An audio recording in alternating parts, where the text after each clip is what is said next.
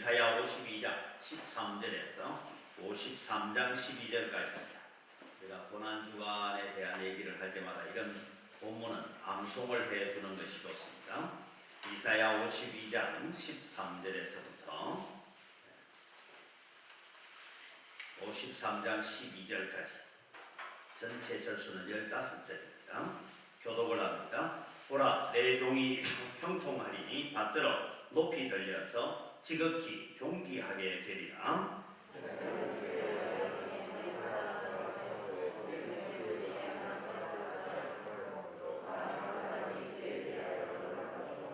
그가 나라들을 놀라게 할 것이며 왕들은 그로 말미암아 그들의 입을 봉하리니 이는 그들이 아직 그들에게 전파되지 아니한 것을 볼 것이요 아직 듣지 못한 것을 깨달을 것입니다.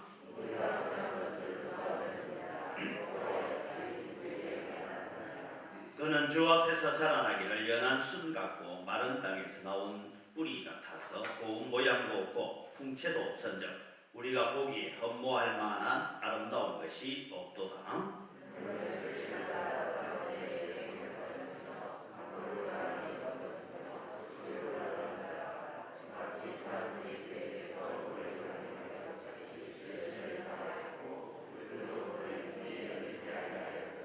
그는 실로 우리의 질고를 지고 우리의 슬픔을 당하였거늘 우리는 생각하기를 그는 징벌을 받아서 하나님께 맞으며 고난을 당한다 하였노라.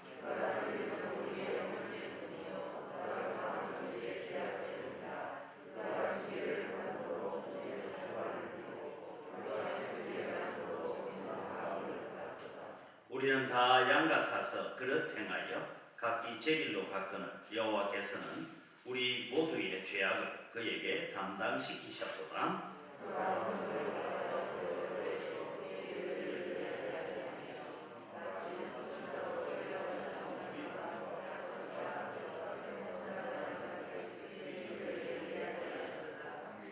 그는 곤욕과 신문을 당하고 끌려갔으나 그 세대 중에 누가 생각하기를 그가 살아있는 자들의 땅에서 끊어짐은 마땅히 형벌받을 내 백성의 허물 때문이라 하였으리요.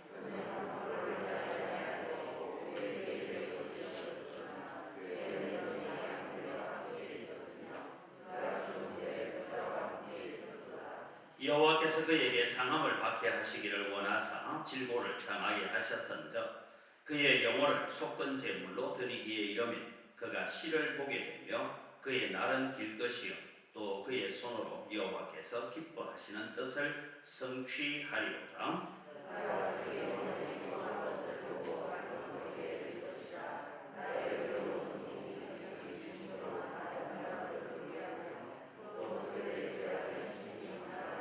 같이 읽습니다. 그러므로 내가 그에게 존귀한 자와 함께 몫을 받게 하며 강한 자와 함께 탈취한 것을 나누게 하리니 이는 그가 자기 영혼을 부려 사망에 이르게 하며 범죄자 중 하나로 헤아림을 받았음이니라. 그러나 그가 많은 사람의 죄를 담당하며 범죄자를 위하여 기도하였느니라. 아멘. 어제도 제가 말씀을 드렸습니다만 원래는 3월 2일부터 우리가 하니 사순절이 3월 2일 수요일부터 사순절이 시작되었다라고 얘기를 합니다. 오늘부터 우리가 또 이제 고난주간이 시작되어집니다. 이 사순절이라는 절기는 원래 성경에는 없습니다. 복음서에도 나타나지 않는데 예수님의 부활을 기념하기 전 40일을 거슬러 올라가면서 그 중에 왜 40일이 그렇게 날짜가 안 맞느냐 하는 사람들인데 주일을 빼고 40일을 계산을 했어요. 그러니까 주일은 늘 우리가 예배를 하니까 그날은 빼고 예배 없는 40일을 계산하다 보니까 이렇게 거슬러 올라가면 그렇게 수요일부터 시작되어지는 것이 사순절이 되어집니다.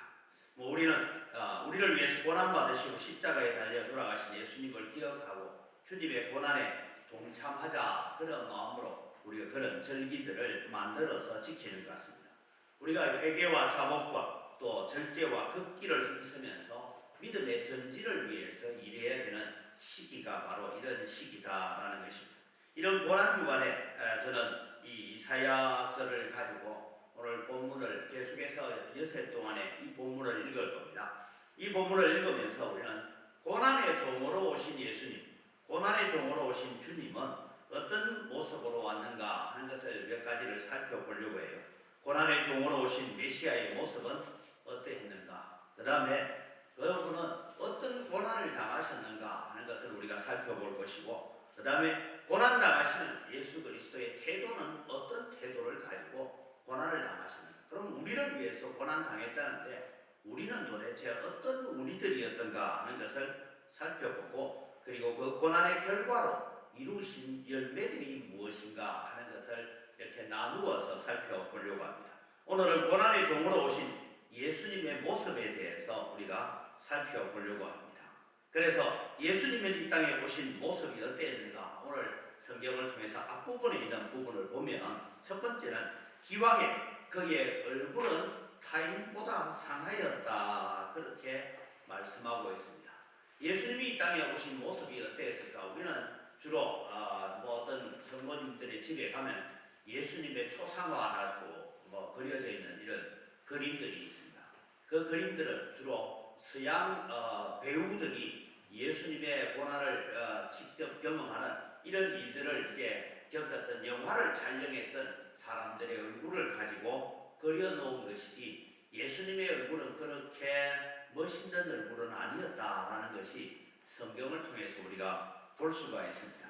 사람들이 놀랄 정도로 상한 얼굴이었다 하는 것은 단순히 십자가 지고 가실 그때의 고통 때문에 그랬다라는 얘기가 아니라, 실제로 예수님은 이 땅에 살아가셨던 모습은 초라하기 그지없는 모습이었습니다. 그래서 예수님은 그렇게 뚱뚱하지도 않았던 것 같습니다. 왜냐하면 그 당시에 음식이나 전체적인 문화들을 봤을 때에 마음대로 먹을 수 있을 만큼 그러지도 못했습니다. 예수님은 공적 사역을 시작하기 전에 아버지가 돌아가셨습니다. 최소한 우리는 성경을 통해서 예수님의 동생들이 남동생이 4명이고 여동생들도 2 이상은 있었다라는 것을 우리가 알 수가 있습니다. 그러니까 이제 그래서 나이가 한 20살이나 되었을 때 아버지가 돌아가셨으니까 목수의 일을 하면서 가게를 책임지는 그런 삶을 사셨던 것을 우리가 알 수가 있습니다. 그래서 동생들을 길러내면서 이런 일을 했죠. 그래서 여러분, 우리는 성경을 통해서 요한복음에 보면 예수님께서 내가 아브라함보다 먼저 있었다, 그 얘기를 듣는데, 이게 여러분 우리도 이해가 되지 않는 얘기지만 유대인들이 그 얘기를 들으면서 가만히 예수님의 얼굴을 쳐다봅니다. 예수님을 보면서 이러니, 네가 나이가 아무리 들어봐도 우리가 볼 때는 50도 안 돼 보이는데 이랬어요. 이때 예수님의 나이가 30살이었어요. 근데 여러분, 우리가 30살 청년을 보고 네 나이 아예 50은 안 됐지 이러진 않잖아요. 우리 일반적으로 봤을 때. 그래서 예수님은 이 인생의 모습을 봤을 때 30대 초반이었는데 사람들이 40이라 하려니까 조금 젊어 보이고, 50? 이 정도는 얘기를 해야 되겠다, 이렇게 해서 이 나이가 아직도 50도 안 돼 보인다, 그런 얘기를 했던 것입니다. 우리가 당해야 하는 많은 고통과 질고를 이 땅에서 지고 가셨기 때문에 그분의 얼굴은 그렇게 타인보다 더 상하였다라고 말씀하고 있습니다. 두 번째는 예수님은 어떤 모습이냐면 그는 연한 순 같은 분이다라고 얘기합니다. 여러분, 연한 순, 지금 이제 우리 봄 나물들이 올라오지 않습니까? 이 나물들이 조금 더 커지고 여름을 보내게 되면 붉어지고 거칠어져서 손으로 따기가 참 힘들지만 지금은 연한 순들이, 봄순이 올라오면 그냥 손으로만 살짝 건드려도 부러지기 쉬운 그런 모습이죠. 그렇게 예수님은 연한 순 같은 분으로 이 땅에 오셨다라고 말씀하고 있습니다. 메시아의 지상의 모습은 화려한 모습도 아니고 그런다고 해서 아주 강한 모습도 아니었습니다. 그래서 예수님은 이 연한 순 같은 모습이 어떤 모습이냐 하면 마태복음 5장에 내 오른밤을 치거든 왼밤도 돌려대며 라는 얘기가 있습니다. 여러분, 우리는 상대방의 오른밤을 때리려면 보통 일반적으로 사람들이 오른손잡이입니다. 오른손잡이가 상대방의 오른밤을 때리려면 이렇게 때려야 돼요. 이렇게 때리지 않습니다. 실제로는 손등으로 때렸다. 아주 멸시하고 무시하는 그런 의미로 손등으로 때리는 그런 삶을 살 때에도 그런 멸시와 무시함을 나타내는 수모를 당하고도 말이 없으시는 주님의 모습을 우리에게 보여주고 있습니다. 우리를 향하신 사랑 때문에 우리에게 모든 고통과 멸시를 친히 묵묵히 감당하시는 연한 수가 같다. 그 다음 오늘 성경에는 마른 땅에서 나온 뿌리와 같다. 혹은 다른 성경 번역에는 마른 땅에서 나온 줄기와 같다. 그렇게 했습니다. 여러분, 마른 땅에서 한 삭이 올라옵니다. 저도 여러분 제 시골에 어머니가 농사 지을 때는 이 고사리 밭이 있었어요. 이제 산에 야산에다가 고사리 밭을 했는데 거기에는 거름도 내고 뭐 이렇게 해서 이제 고사리를 키우는데 가보면 여러분 고사리가 이게 옆으로 이렇게 뿌리가 막 번져 나가서 올라오는데 보면 그래도 소위 거름기가 있는 데서 올라오는 건 제법 굵어요. 올라오는 순이 굵습니다. 근데 거름기가 없는 마른 땅으로 번져 나가 있는 거기에서 나오는 것은 고사리가 올라오는데 꼭 신랑같이 올라옵니다. 그건 따봐야 별로 영양은 어떤지 모르겠지만 그건 따봐야 별로 팔만한 가치가 없는 그런 일. 바로 오늘 예수님께서 이 땅에 살아가셨던 실제적인 모습은 마른 땅에서 나온 뿌리와 같고 줄기와 같았다라고 말합니다. 기름진 땅에서 나왔다 해도 새로운 새순이 올라와서 줄기가 올라오면 쉽게 부러지는 모습인데 오늘 예수님은 그렇게 말씀하시죠. 그래서 오늘 성경은 이렇게 얘기합니다. 예수님의 지상의 모습은 볼품없는 모습이었기 때문에 우리가 보기에도 흠모할 만한 아름다운 것이 없었다라고 말합니다. 그분은 왕으로 오셨습니다. 온 세상의 창조주로 오셨습니다. 주인으로 오셨습니다. 그러나 그를 반기는 사람도 없었고 호위하는 군사도 없었고 너무나 나약하고 보잘것없는 존재로 이 땅에 오신 이유가 무엇일까? 그것을 우리가 생각해보면 바로 죄로 말미암아 하나님과 원수가 되었고 하나님을 떠나 쓸쓸하고 외로운 죄악 가운데 가하고 있는 죄인들인 우리와 친구가 되어주시기 위해서 그런 모습으로 오셨다라는 것을 우리에게 가르쳐주고 있습니다. 그래서 우리를 불러서 구원하시기 위해서 이 땅에 오신 주님의 모습은 아무도 반기지 않고 아무도 환영하지 않고 우리가 보기에 흠모할 만한 아름다운 것이 없는 그냥 연약한 인생의 모습으로 이 땅에 오셔서 연약한 우리를 친히 구원하시는 하나님이시다라는 것을 말씀해 주고 있습니다. 그분은 이 땅에 오셔서 멸시를 받았다라고 말씀합니다. 하나님의 아들로서 죄가 없으시지만 죄인들에게 비웃음과 조롱과 멸시를 당하셨습니다. 여러분 제자가 되기는 하지만 나중에 여러분 보면 이제 제자가 되었지만 나다네엘이라는 사람이 있습니다. 나다네엘이 찾아가서 우리가 메시아를 만났다. 그 메시아는 나사렛 예수다. 그러니까 뭐라고 대답합니까? 나사렛에서 무슨 선한 것이 나올 수 있느냐. 여러분 나사렛이라는 동네는 작을 뿐만 아니라 실제적으로 갈릴리에서는 지금까지 선지자가 나온 적이 없습니다.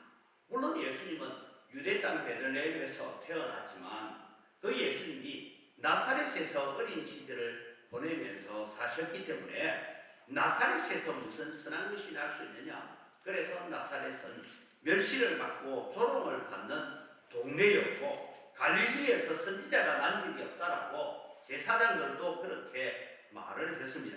예수님은 갈릴리 사람이라는 것만 해도 유대 땅에 오면 촌놈 취급을 받는 멸시를 받는 그런 자리에 계셨습니다. 오늘 여러분 우리는 기억해야 됩니다. 예수님이 받았던 조롱과 멸시는 우리가 당해야 할 조롱이고 우리가 받아야 될 멸시입니다. 그래서 영원히 지옥불에서 멸시와 천대를 받아야 했던 우리들을 구원해 주시기 위해서 예수님께서 대신 멸시와 천대를 받으셨기 때문입니다. 오늘 우리는 우리의 허물과 우리의 조롱거리가 다 십자가로 전가되어진 줄 믿으시기 바랍니다. 우리의 모든 죄와 허물이 십자가로 옮겨졌습니다. 그래서 지금 우리는 존귀한 자가 되었고 존귀한 자로 살아가야 된다는 것입니다. 마지막으로 이 땅에 오신 예수님의 모습은 질고를 아는 자라. 여기에 오늘 질고를 아는 자라라는 이 성경의 번역은 원래 뜻을 보면 질병을 앓고 있는 사람 같았다, 그런 의미입니다. 예수님은 이 땅에 오셔서 여행이 피곤하여서 우물가에서 주저앉아 계시기도 하고 때로는 배를 타고 건너갈 때에 주무시기도 하고, 왜냐하면 우리와 똑같은 인성을 가지고 육체의 연약함을 가지고 계시는 분이었기 때문입니다. 하물며 어떤 성경학자들은 예수님도 질병을 앓았다 그렇게 얘기하고 있는 사람도 있습니다만 성경의 그런 근거는 찾을 수 없습니다. 그런데 오늘 질고를 아는 자라라는 여기의 표현에는 사람들이 봤을 때 예수님의 모습은 어디 꼭 아픈 사람처럼 보였다. 그렇게 여러분, 예수님은 이 땅에 오신 모습은 초라하기 그지였고 아무 흠모할 만한 것이 없는 그런 모습으로 이 땅에 오셨습니다. 그 주님께서 오늘 우리의 모든 질고를 지고 우리의 모든 죄를 짊어지고 가셨습니다. 그래서 히브리서 4장 16절에서부터 15절에서부터 16절 말씀을 우리 같이 한번 읽어보겠습니다. 그러므로 우리에게 큰 대제사장이 계시니 성전하시니 곧 하나님의 아들 예수시라. 우리에게 있는 대제사장은 우리의 연약함을 동정하지 못하실 리가 아니요 모든 일에 우리와 똑같이 시험을 받으신 이로되 죄는 없으시니라. 모든 일에 우리가 받는 시험, 우리가 받는 질고와 같은 것을 친히 다 담당해 보셨기 때문에 오늘도 우리의 연약함을 친히 아시고 우리를 돌아보시고 계시는 주님이시다. 그래서 인생의 고난과 아픔과 질병을 다 아시는 분이라고 말씀하고 있습니다. 우리는 이 고난 주간에 우리의 마음에 분명한 확신을 하나 가지고 가야 되는 것이 있습니다. 고난 주간에 우리의 마음에 분명한 확신은 주님이 이렇게 낮아지신 것은 나를 높이기 위함입니다. 주님이 이렇게 멸시를 받으신 것은 나의 죄 때문이다 라는 것을 기억해야 합니다. 주님은 친히 나의 모든 고난과 고통을 짊어지시기 위해서 참 연약한 모습으로 이 땅에 오셨다라는 것을 우리가 기억하면서 오늘도 우리가 함께 이 고난 주간을 시작하면서 우리의 마음속에 주님, 나 때문에 아주 연약한 모습으로 이 땅에 오셨고 나약한 모습으로 이 땅에 오셨고 정말 멸시와 천대를 받고 마른 땅에서 나온 뿌리 같고 연한 순 같은 모습으로 이 땅에 오셔서 우리가 그렇게 살아가야 했던 우리에게 책임과 소망과 존귀를 덧입혀 주신 주님께 감사하면서 오늘 한 주간을 살아가겠습니다라는 다짐을 가지는 시간이 되기를 바랍니다. 이 시간 우리가 합심해서 함께 기도할 때에 오늘 또 나 때문에 낮아지신 주님, 나 때문에 연약한 모습으로 이 땅에 오신 주님, 나 때문에 천국을 포기하고 이 땅에 오신 주님 감사합니다. 마른 땅의 줄기 같고 참 연한 순 같은 주님이셨지만 이제는 그 주님을 내 마음속에 다시 모시고 그 주님 때문에 내가 존귀하게 되었고 그 주님의 연약함 때문에 내가 강하게 되었습니다. 주님 감사합니다. 이제부터 이 주님의 고난을 잊지 않고 살아가겠습니다. 이 시간 우리 함께 기도하겠습니다. 살아계신 아버지 하나님, 은혜를 이 시간 감사합니다. 오늘도 주님 저희들이 주님 앞에 살아가면서 하나님의 더 안에서